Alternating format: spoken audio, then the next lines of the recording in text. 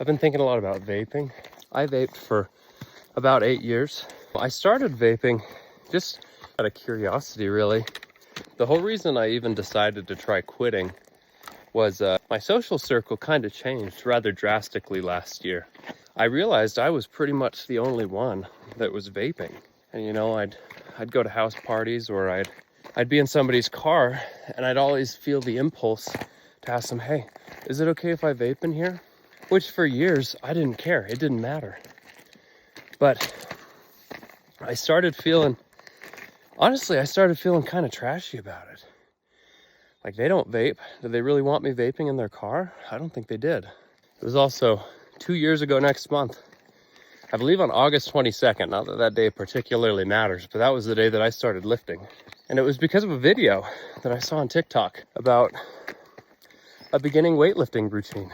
You know, it was a full body, 3 day a week, and that's what I needed. It got me into the gym, got me working out, got me in good shape. Even though I was still vaping, I slimmed up really quick. So not only did I respond really well, but my body slimmed up and I got really leaned out and I looked good. And I was really scared to quit because I thought vaping was keeping me skinny. I don't really know what the moment was that changed.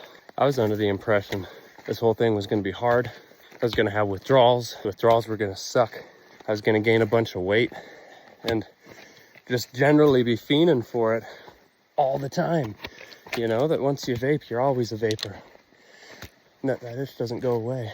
The biggest thing that made a difference for me is I read Alan Carr's The Easy Way to Quit Smoking. It talks about the little monster and the big monster, and how the only reason we continue vaping is because we took that first rip to begin with, and we're in withdrawals within an hour. Once you get past that day or two, you don't really get headaches. The actual withdrawals are gone. And for me, at least, when I got past a week, I wasn't cracking my window in my truck anymore or reaching for it. It's been almost a year now. And I did go back for about 2-3 weeks. I went back and because I wanted to see, I was like, I gained some weight. That was my choice. I chose to eat instead. I gained some weight and I wanted to be skinny again. And I realized just how shitty it made me feel. I was feeling gross. I was nauseous every morning and my workout suffered.